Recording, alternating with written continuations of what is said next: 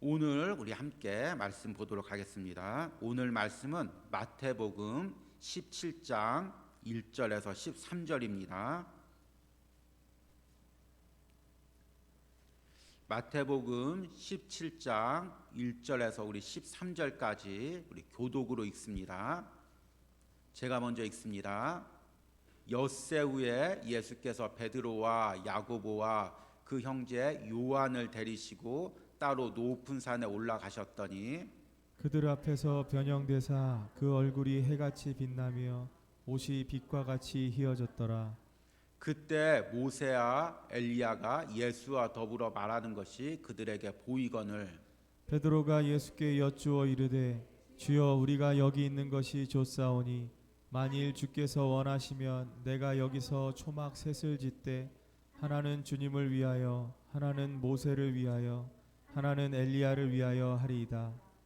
말할 때 호련히 빛난 구름이 그들을 덮으며 구름 속에서 소리가 나서 이르시되 이는 내 사랑하는 아들이요 내 기뻐하는 자니 너희는 그의 말을 들으라 하시는지라. 제자들이 듣고 엎드려 심히 두려워하니 예수께서 나와 그들에게 손을 대시며 이르시되 일어나라 두려워하지 말라 하시니 제자들이 눈을 들고 보매 오직 예수 외에는 아무도 보이지 아니하더라. 그들이 산에 내려올 때 예수께서 명하여 이르시되 인자가 죽은 자 가운데서 살아나기 전에는 본 것을 아무에게도 이르지 말라 하시니 제자들이 물어 이르되 그러면 어찌하여 서기관들이 엘리야가 먼저 와야 하리라 하나이까. 예수께서 대답하여 이르시되 엘리야가 과연 먼저 와서 이 모든 일을 회복하리라. 내가 너희에게 말하노니 엘리야가 이미 왔으되 사람들이 알지 못하고 임의로 대우하였도다. 인자도 이와 같이 그들에게 고난을 받으리라 하시니 우리 같이 읽습니다. 그제서야 제자들이 예수께서 말씀하신 것이 세례 요한인 줄을 깨달으니라. 아멘. 우리 이제 수요일마다 마태복음을 통해서 이제 말씀을 계속해서 보고 있는데, 자 이제 여러 번 강조했듯이 마태복음의 주제는 하나님의 나라와 제자의 길이라고 이야기를 했습니다. 그래서 이게 우리 그리스도인들에게 너무나 필요한 말씀입니다. 우리가 이 혼란스러운 시대 때, 이 시끄러운 시대 때 하늘나라 바라보고 십자가 따라가는 그 길만이 참으로 하나님께서 기뻐하시는 길인 줄 믿습니다. 그래서 이제 지난 주간까지는 5번에 걸쳐서 마태복음 16장 말씀을 이제 전하고, 그 가운데 특별히 마태복음 16장에 제자의 길이 무엇인지에 대해서 이제 자세하게 말씀을 전했습니다. 지난 3주간은 제자란 무엇인가, 스승이 어떤 분인지를 알아야 되고 스승이 어떤 길을 가야 되는지 알아야 되고, 그리고 제자는 스승의 길을 어떻게 따라가야 되는지를 알아야 되고, 3가지를 말씀드렸습니다. 그래서 스승이 어떤 분이라고 말씀을 드렸습니까? 마태복음 16장 16절 보니까 베드로가 고백하되 주는 그리스도시요 살아계신 하나님의 아들이시니이다. 우리의 스승인 예수님은 그리스도이시고 하나님의 아들이신 것입니다. 그러면 그 예수님이 어떤 길을 가십니까? 21절 보니까 장로들과 대제사장들과 서기관에게 많은 고난을 받고 죽임을 당하고 제3일에 살아나야 할 것을 제자들에게 비로소 나타내시니, 예수님께서는 예루살렘에 올라가셔서 십자가의 길을 걸어가신다는 것입니다. 그러면 이제 우리 제자들 된 우리들은 어떻게 그 길을 따라가야 됩니까? 지난주 말씀이죠. 마태복음 16장 24절 보니까 누구든지 나를 따라오려거든 자기를 부인하고 자기 십자가를 지고 나를 따를 것이니라. 우리의 욕심, 우리의 자아, 우리의 고집, 우리의 교만들 날마다 십자가에 못 박고 예수님을 따라가는 것, 그것이 제자의 길이라는 것입니다. 그러니까 이 제자의 길을 한마디로 요약하면 제자의 길은 십자가의 길이라는 것입니다. 십자가의 길이라고 이야기를 들으면 마음이 어떻습니까? 마음이 막 기쁩니까? 야, 이거 횡재했구나. 내가 십자가의 길을 걸어가다니. 하나님 너무 감사합니다. 그런 마음이 듭니까? 아니면 마음이 뭔가 좀 짓눌리고 무겁고, 십자가의 길 가야 하는구나. 가긴 가야 되는데 이거 쉽지 않구나. 그렇게 마음이 무겁습니까? 그 당시 제자들의 마음은 어땠을까요? 예수님, 그 우리 메시아 5천 명을 먹이시고 4천 명을 먹이시고 죽은 자를 살리시고 안진뱅이를 일으키시고 저분만 따라다니면 내가 한 자리 하겠구나. 저분이 예루살렘만 올라가셔서 왕이 되면 나는 그 밑에서 뭐라도 하나 하겠구나. 다 그 기대감으로 예수님을 따라갔는데 예수님께서 찬물을 끼얹으면서 인자는 예루살렘에 올라가서 고난을 당하고 십자가에 못 박혀 죽으리라. 그리고 너희들도 날마다 자기를 부인하고 자기 십자가를 지고 나를 따를 것이니라. 이렇게 말씀하실 때 제자들의 마음이 어땠을까요? 얼마나 무거웠을까요? 이거 잘못 따른 거 아니야? 내가 괜히 고생길 떠난 거 아니야? 그런 마음이 들었을 것입니다. 그런데 여러분, 우리가 이 자기 부인과 자기 십자가의 길을 걷는다는 것, 제자들의 길을 걷는다는 것은 사실은 마음이 무거운 것입니다. 무거운 것이죠. 그러면 어떻게 그 길을 갈 수가 있겠습니까? 마음이 무거운데 어떻게 그 길을 갈 수가 있겠습니까? 그러니까 제자의 길을 걸어갈 때는 은혜가 필요한 것입니다. 여러분, 이 은혜를 날마다 우리가 체험하고 하늘 영광을 바라보고 십자가의 영광을 바라보지 않으면 이 제자의 길을 걸어갈 수가 없습니다. 하나님께서 여러분들 이 땅에서 축복해 주실 것입니다. 자녀들도 축복해 주실 것입니다. 그러나 그게 전부가 아니라는 것입니다. 그것만 바라보면은 제자의 길을 갈 수가 없습니다. 세상 사람들이 이 땅에서 왜 축복받습니까? 그 축복받아서 나 잘 먹고 잘 살고 우리 자녀들 잘 먹고 잘 살고 그러려고 축복받는 것입니다. 그런데 우리 그리스도인들은 축복을 받아도 그 축복을 내 마음대로 쓰는 것이 아니라 날마다 자기를 부인하고 하나님의 영광을 위해서 사명을 위해서 사용하는 것입니다. 그러니까 이 자기 부인과 십자가의 길을 걸어가려면 하늘 영광을 바라봐야 됩니다. 하늘 상급을 바라봐야 됩니다. 그래서 마태복음 25장 말씀이 나오는 것입니다. 16장 25절부터 28절 말씀이 나오는 것입니다. 특별히 27절에서 28절 보니까 제자들에게 십자가의 길을 얘기하면서 예수님께서 이렇게 얘기합니다. 같이 한번 읽겠습니다. 인자가 아버지의 영광으로 그 천사들과 함께 오리니 그때 각 사람의 행한 대로 갚으리라. 진실로 너희에게 이르노니 여기 섰는 사람 중에 죽기 전에 인자가 그 왕권을 가지고 오는 것을 볼 자들도 있으리라. 그러니까 십자가의 길을 걸어가려면 예수님께서 다시 오실 때, 그 영광으로 오실 때, 그 예수님 앞에서 상급받을 그 날을 꿈꾸고 그 날을 소망하고 천국 상급을 꿈꾸고 그래야만 제자의 길을 갈 수가 있다는 것입니다. 그런데 오늘 말씀 28절에 보니까 진실로 너에게 이르노니 여기 섰는 사람 중에 죽기 전에 인자가 그 왕권을 가지고 오는 것을 볼 자들도 있느니라. 이 말이 맞을까요? 틀릴까요? 예수님 다시 오시지도 않았는데 제자들은 이미 다 죽었는데 이들이 어떻게 보았습니까? 아시는 분? 도대체 오늘 말씀은 16장 28절에 진실로 너에게 이르노니 여기 섰는 사람 중에 제자들 중에 12제자들 중에 죽기 전에 그들이 죽기 전에 인자가 예수님이 그 왕권을 가지고 오는 것을 볼 자들도 있느니라. 예수님께서 다시 재림하시는 걸 예수님께서 그 왕권을 오는 걸 볼 자가 있다는 것입니다. 제자들은 다 죽었는데 어떻게 보았을까요? 그래서 오늘 마태복음 17장 말씀이 나오는 것입니다. 오늘 이 마태복음 17장 말씀을 흔히 변화산 사건이라고 이야기합니다. 예수님께서 베드로와 야고보와 요한을 데리고 변화산으로 올라간 것입니다. 이 변화산이 어딘지에 대해서는 여러 가지 의견이 분분합니다. 가장 큰 의견은 이제 헤르몬산, 이스라엘 북쪽에 있는 지금 예수님께서 가이사랴 빌립보에서 엿새를 이동했습니다. 그 말씀의 내용대로 하면 남쪽으로 이동했겠죠. 그러면 아마 헤르몬산이 거기에 위치해 있을 것입니다. 그래서 예수님께서 그 헤르몬산으로 베드로, 야고보, 요한 3명의 제자들만 데리고 그 산을 올라가십니다. 그리고 거기서 예수님께서 변화되시는 것입니다. 다시 오실 모습으로, 왕권을 가진 모습으로, 그 앞으로 오실 그 모습을 이미 미리 제자들에게 보여주는 것입니다. 왜 그럴까요? 왜 보여주실까요? 이 변화산 사건은 이 예수님께서 이 성육신 하실 때, 인간의 몸으로 오실 때 5가지 주요 사건이 있습니다. 그 첫 번째가 뭐냐면 예수님이 성육신하신 사건, 베들레헴 말구육간에 이제 나신 것. 그 다음에 두 번째가 바로 이 변화산의 사건. 그 다음에 예수님께서 십자가에 고난 당하신 사건, 죽으신 사건. 그 다음에 예수님께서 부활하신 사건, 그리고 예수님께서 하늘로 오르신 승천 사건. 이 5대 사건이 예수님 생애의 가장 중요한 사건입니다. 그러니까 이 변화산 사건이 성경에서 매우 중요한 사건입니다. 예수님의 고난과 십자가와 부활과 승천으로 이어지는 핵심적인 사건입니다.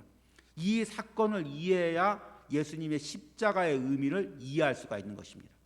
그래서 예수님께서 십자가 사건을 당하기 전에 먼저 제자들 데리고 이 변화산에서 먼저 보여주시는 것입니다. 무엇을 보여주시는 걸까요? 첫 번째는 뭘 보여주시냐면 하늘 영광을 미리 보여주시는 것입니다. 오늘 말씀 1절과 2절 말씀 보니까 제가 한번 읽겠습니다. 엿새 후에 예수께서 베드로와 야고보와 그 형제 요한을 데리시고 따로 높은 산에 올라가셨더니 그들 앞에서 변형되사 그 얼굴이 해같이 빛나며 옷이 빛과 같이 희어졌더라. 이 말씀은 여러분들이 이 말씀을 읽다 보면 어디선가 자주 접한 말씀이죠. 요한계시록에서 이제 예수님을 볼 때, 예수님의 인자라고 하죠. 그 인자의 모습을 볼 때 정말 얼굴이 해같이 빛나며 그리고 그 옷이 정말 세상의 옷 같지 않은 그 아주 하얀 옷처럼 그렇게 변화됐다고 이야기하고 있습니다. 그래서 마태복음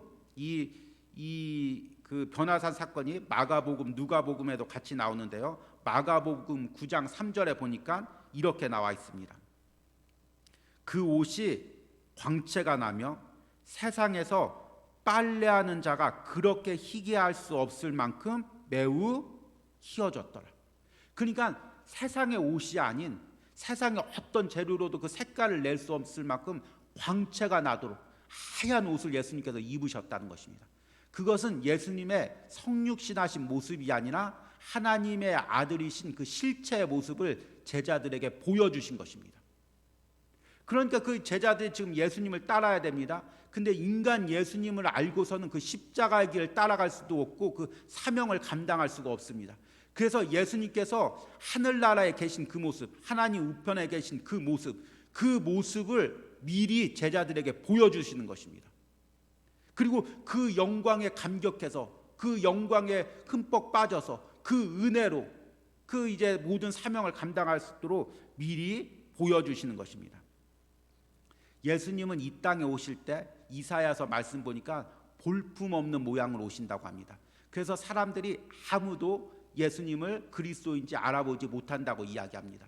그러나 예수님의 그 겉모습이 볼품없을 뿐이지 그 안에는 하나님의 아들로서의 그 영광을 가지고 있는 것입니다. 지금 예수님께서 변화산에서 그 하나님의 아들로서의 영광을 보여주신 것입니다. 십자가에 죽으시고 부활하시고 승천하셔서 그 다시금 회복할 그 하나님의 영광의 모습들을 제자들에게 미리 보여주시는 것입니다. 그리고 너희도 예수님처럼 변화돼서 하나님 앞에 설 그 모습을 미리 보여주시는 것입니다. 그리고 그 하늘 영광을 바라보게 하고 십자가의 길을 따르도록 그렇게 은혜를 주시는 것입니다. 여러분, 우리 가운데 이런 은혜가 있길 바랍니다. 이 땅만 바라봐서는 절대로 우리가 십자가의 길을 갈 수가 없습니다. 사명의 길을 갈 수가 없습니다. 여러분, 하늘 영광을 바라봐야 됩니다. 하늘나라에서 하나님이 내게 주실 그 놀라운 상급들을 우리가 영적인 눈이 열려서 바라봐야 됩니다. 여러분, 우리에게 이런 은혜가 있길 바랍니다. 그렇지 않고는 아무리 성경 말씀을 제가 논리적으로 풀고 십자가의 길을 가야 됩니다. 자기를 부인하고 자기 십자가를 지고 제자의 길을 가야 됩니다.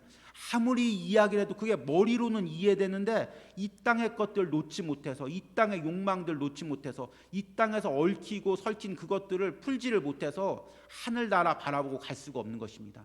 우리의 영적인 눈이 열려서 하늘 상급이 보여야 되고 우리 마음이 뜨거워져서 하나님의 상급들이, 칭찬과 영광들이 우리 마음에 먼저 느껴져야 되는 것입니다. 여러분, 이런 은혜가 있길 바랍니다. 또 하나는 예수님께서 십자가의 영광을 보여주는 사건인 것입니다. 3절 말씀 보니까 그때 모세와 엘리야가 예수와 더불어 말하는 것이 그들에게 보이거늘. 예수님께서 한 얼굴이 해같이 빛나고 그 옷이 세상의 것으로 할 수 없는 하얀 밝은 빛으로 빛나고 그 예수님이 하나님의 아들의 모습으로 이렇게 변화되어 있을 때 예수님께서 보니까 모세하고 엘리야하고 더불어 대화를 하는 것입니다. 무슨 대화를 했을까요? 이 부분이 누가복음 9장 30절에서 31절에 더 자세하게 나와 있습니다. 같이 한번 읽겠습니다. 문득 두 사람이 예수와 함께 말하니 이는 모세와 엘리야이라. 영광 중에 나타나서 장차 예수께서 예루살렘에서 별세하실 것을 말씀할세. 그러니까 예수님께서 모세와 엘리야와 대화한 내용은 뭐냐면 내가 예루살렘에 가서 십자가에 죽을 것을 이야기했다는 것입니다. 그래서 이제 제가 말씀을 준비할 때마다 항상 여러 가지 이제 주석서나 이제 신학서적을 이렇게 펴보고 이 말씀을 이제 이 신학자들이나 또 어떤 설교가나 또 강해 설교가든 어떻게 해석하는가 항상 이제 살펴를 봅니다. 그런데 이제 이 부분을 해석할 때 주로 이제 많은 신학자들과 설교가들이 어떻게 해석하냐면 예수님께서 이 모세하고 엘리야하고 십자가에 그 지실 일들을 이제 상의하고 대화했다는 것입니다. 그런데 저는 이 말씀을 묵상하면서 야, 그건 아닌 것 같다. 왜냐하면 하나님 십자가의 계획은 하나님이 작정한 것이고, 그렇죠? 하나님이 태초 전부터 계획하신 일이고, 지금 예수님께서 그 십자가를 지시고 가시는데 모세와 엘리야와 상의하지는 않았을 거다. 그건 이제 내게 주어진 길인데 가야 되죠. 그럼 도대체 상의를 안 했으면 무슨 얘기를 했을까? 무슨 얘기를 했을 것 같습니까? 제가 이 말씀을 이제 곰곰이 씨름하면서 도대체 무슨 얘기를 했을까? 성경에 나와 있지 않죠? 그런데 아마 이런 얘기를 했을 것 같다. 그런 생각이 들었습니다. 이 모세와 엘리야 많은 선지자들은 그 하나님께서 쓰신 이유가 그 당시에 이제 백성들을 바로 세우고 또 기적도 일으키고 그런 이제 이유가 있겠죠. 그런데 하나님께서 선지자들을 하나님께서 세우신 가장 큰 이유는 뭐냐면 메시아가 오실 것을 증거하기 위해서, 그러기 위해서 선지자를 세운 것입니다. 그렇기 때문에 모세나 이제 모세를 비롯해서 모든 선지자들은 내 뒤에 나보다 더 위대한 선지자, 그 선지자가 올 것을, 하나님의 아들이 올 것을, 그리스도가 오실 것을 예언했습니다. 그런데 이들은 사실은 예수님이 어떤 모양으로 오실지, 어떻게 우리의 죄를 담당할지 그것을 분명하게 보지는 못하고 마치 희미하게 그림자를 보듯이, 안개를 보듯이 그렇게 이야기를 했습니다. 그 부분이 어디 나와 있냐면 히브리서에 나와 있습니다. 히브리서 말씀을 보면 11장 13절에 같이 한번 읽겠습니다. 이 사람들은 다 믿음을 따라 죽었으며 약속을 받지 못하였으되 그것들을 멀리서 보고 환영하며 또 땅에서는 외국인과 나그네로로 증거하였으니라고 이야기하고 있습니다. 이들은 멀리서 그것을 보았다는 것입니다. 그 십자가의 사건, 예수님께서 이 땅에 오시는 것, 하나님의 아들이 이 땅에 오시는 것, 예수님께서 십자가를 지시는 것, 우리 죄를 사하여 주시는 것, 그래서 우리에게 천국을 상급으로 주시는 것, 그 모든 것을 멀리서 바라본 것입니다.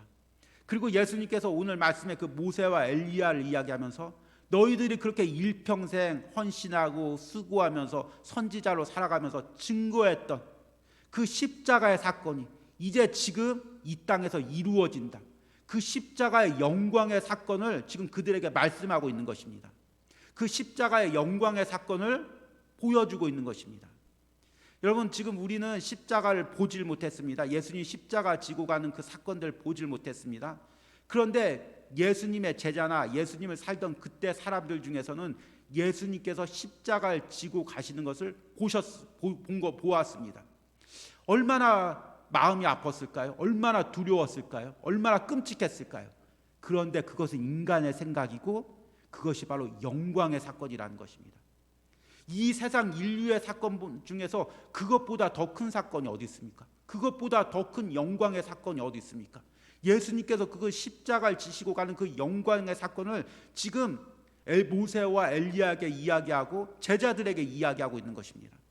그리고 우리는 그 영광의 사건을 바라보고 예수님을 따라가는 것입니다. 세상 사람들은 십자가를 지는 거, 자기 부인하는 것, 자기 십자가를 지는 것을 어리석게 생각합니다. 야, 저 바보 같다. 왜 우리처럼 이렇게 재밌게 못 살고 즐겁게 못 살고 저렇게 예배드리고 물질로 저렇게 헌신하고 저렇게 몸으로 고생하고 저렇게 살까? 저렇게 살까? 조롱을 합니다. 그런데 그것이 예수님의 십자가를 따라가는 영광의 길인 것입니다. 여러분, 우리가 십자가가 영광이라는 것을 꼭 기억하시기 바랍니다. 그리고 우리 같은 연약한 죄인에게 그 십자가의 길을 같이 갈 수 있는 은혜를 주신 게 너무나 큰 영광이라는 것입니다. 이 땅에서 여러분, 우리가 무슨 큰 일을 하든 무슨 큰 것을 많이 이루든 십자가를 따라가는 그것보다 더 큰 영광의 길이 없다는 것을 꼭 기억하시기 바랍니다. 얼마 전에 이제 우리나라의 유명한 기업인, 위대한 기업인이 이제 별세를 했죠. 예. 그래서 이제 사람들이 그 사람의 업적을 이야기하면서 야, 이렇게 어려울 때 기업을 일으키고 뭐 이런 했고 많이 이제 영광을 돌립니다.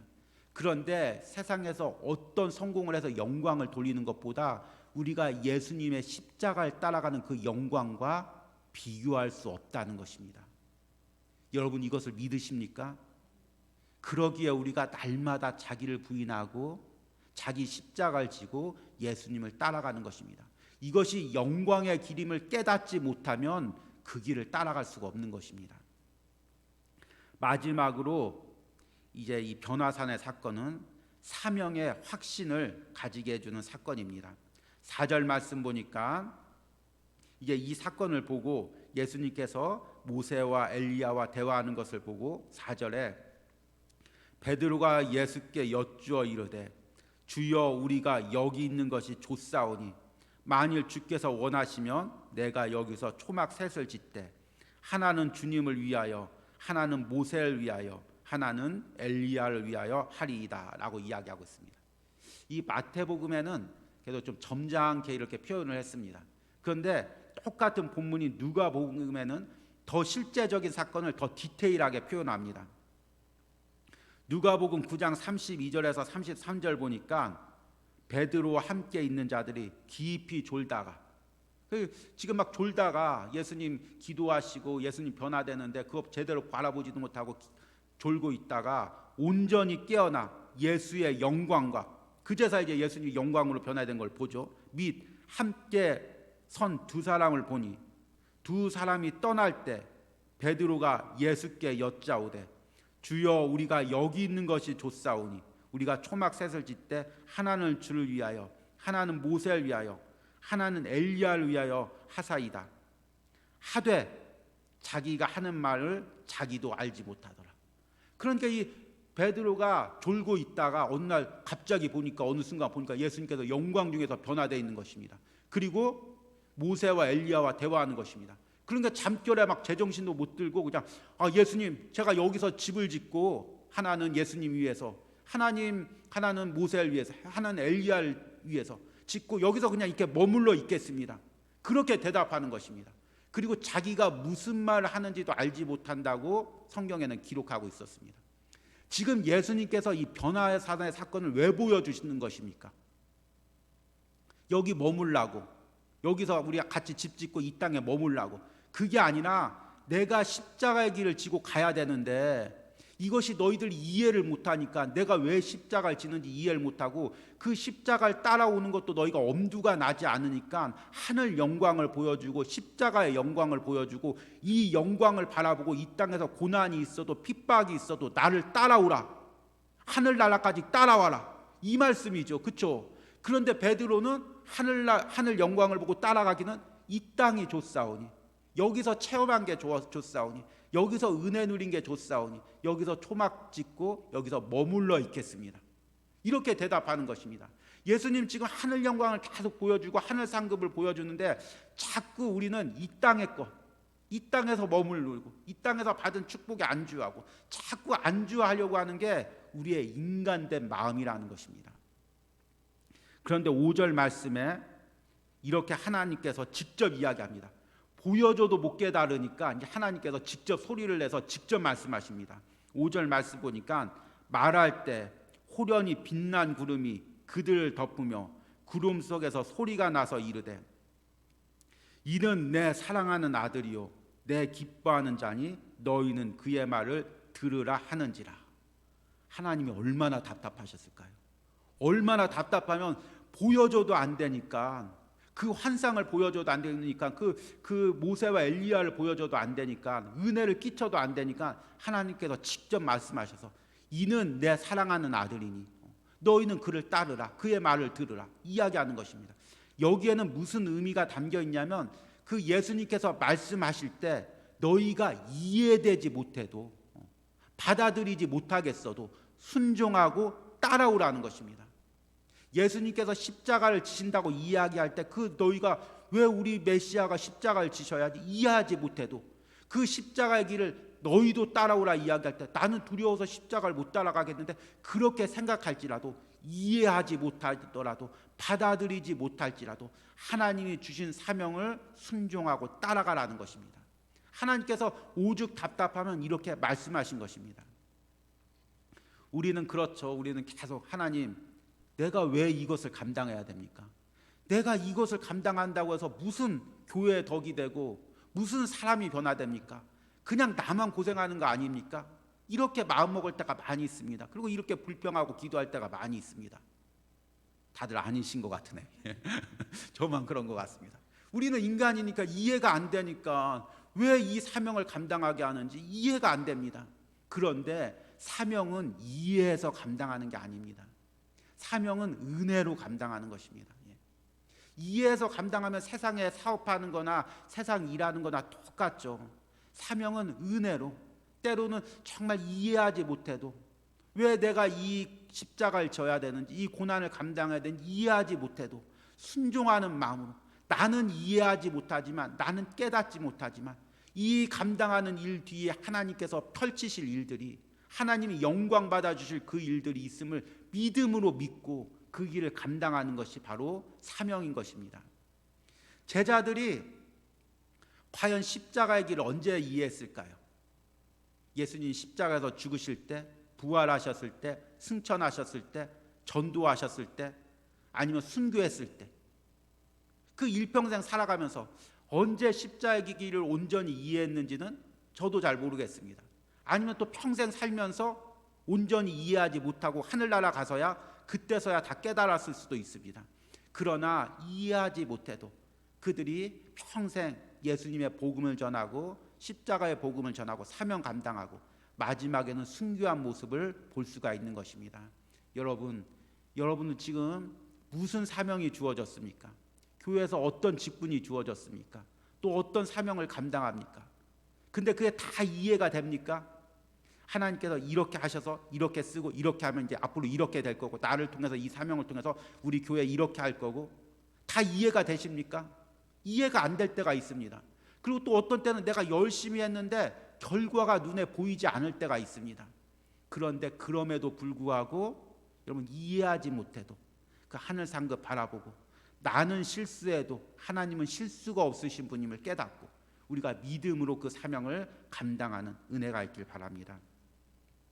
오늘 변화산 사건의 말씀을 우리가 이제 들으면서, 말씀을 맺으면서, 이 말씀을 우리가 들으면서 무엇을 기도해야 되냐면, 여러분, 결국에는 은혜밖에 없다는 것입니다. 이 예수님의 제자들이 은혜 없이는 그 십자가의 길을 감당할 수가 없는 것입니다. 그렇게 은혜 받고도 예수님 십자가 지실 때 다 제자들이 뿔뿔이 흩어졌습니다. 그러나 예수님께서 부활하고 승천하셨을 때 이 제자들이 그때 받았던 은혜가 다시금 떠올랐을 것입니다. 아, 우리 예수님 그때 변화산에서 하나님의 아들의 모습으로 변화되었지. 그때 하나님께서 말씀하셨지. 예수님 따르라고, 사명 감당하라고. 결국에 그 은혜가 제자들에게 사명을 감당하게 한 것입니다. 여러분, 은혜 없이는 사명 감당할 수가 없습니다. 여러분, 제가 말씀을 이렇게 막 전하지만 사실은 이 말씀에 은혜가 없이, 여러분들이 그 은혜 없이 말씀을 들으면, 아, 그냥 전 목사님 오늘 또 말씀 전했구나, 아, 1, 2, 3번 전했구나, 그렇게 그냥 논리적인 말씀으로 끝날 뿐입니다. 그 말씀이 내 심령에 들어와서 은혜가 돼야, 말씀을 깨달아야, 내 안에 그 성령의 은혜가 있어야 하나님이 내게 주신 사명을 감당할 수가 있는 것입니다. 이 시대에 왜 많은 사람들이 사명을 감당하지 못합니까? 사명을 감당하다 포기합니까? 은혜가 없기 때문인 것입니다, 여러분. 다시금 우리가 그 은혜가 있어야 사명을 감당할 수가 있는 것입니다. 은혜가 없어지면 우리 그리스도인들도 세상 사람들과 똑같아집니다. 세상에서 똑같이 세상 사람들과 아웅다웅하고 내 것 챙기고 세상에서 그 안주하려고 하고, 근데 은혜가 부어지면, 하늘 영광이 보여주면, 십자가의 영광이 보여주면 그때서야 비로소 내려놓을 수가 있는 것입니다. 우리 진일교회는 참 귀한 복음이 있습니다. 항상 구원의 확신, 그리고 상급의 확신에 대해서 우리가 오랫동안 말씀을 들었습니다. 그런데 어쩌면 우리가 이것을 너무 논리적으로만 듣고 있지 않은지 한번 우리의 심령을 점검해 보시기 바랍니다. 우리가 정말 구원의 확신에 대해서, 상급의 확신에 대해서 은혜가 있어서 영적인 눈이 열려서 그것을 바라볼 수 있는 은혜가 있어야 됩니다. 그것이 단순히 그냥 논리적인 그것이 아니라 실질적으로 존재하는 것이고, 내가 하늘나라 가서 하나님께서 내게 그 은혜와 상급을 주실 것을 여러분들 기도 가운데, 체험 가운데 바라보는 그 은혜가 있어야 되는 것입니다. 그래야만 제자의 길을 걸을 수가 있고, 그래야만 십자가의 길을 걸을 수가 있고, 하나님이 이 교회에서 주신 사명을 여러분들이 그래야만 감당할 수가 있는 것입니다. 여러분, 이 은혜 달라고 우리 기도하시는 이 저녁이 되기를 간절히 소망합니다. 우리 잠깐 기도하겠습니다. 하나님 아버지, 예수님께서 우리에게 자기 부인과 자기 십자가의 길을 이야기하셨습니다. 그러나 그 길이 내게 너무 무거워 보입니다. 너무 힘들어 보입니다. 내 인간의 힘으로는 감당할 수 없을 것 같습니다. 그런데 내가 은혜 없이 내 힘으로 감당하려고 했던 나의 인간적 생각이 있었음을 오늘 말씀을 통해 깨닫습니다. 은혜 주셔야만 감당하는 길인데 내 인간의 방법으로 감당하려고 했던 나의 어리석음을 깨닫습니다. 하나님, 우리가 연약합니다. 은혜 없이는 한 걸음도 걸어갈 수 없는 연약한 존재들입니다. 주님, 이 시간 기도하는 심령들 가운데 하나님, 하늘 영광을 보여주시옵소서. 십자가의 영광을 보여주시옵소서. 이 사명을 감당할 때 그 뒤에 하나님께서 주실 하늘 상급과 영광을 보여주시옵소서. 그리하여 이 땅 사람 바라보지 않고, 사건 바라보지 않고, 환경 바라보지 않고 하나님 바라보고 천국 바라보고 이 땅에서 주어진 상급을 감당할 수 있는 사랑하는 성도 될 수 있도록 함께하여 주시옵소서. 예수님의 이름으로 기도했습니다. 아멘.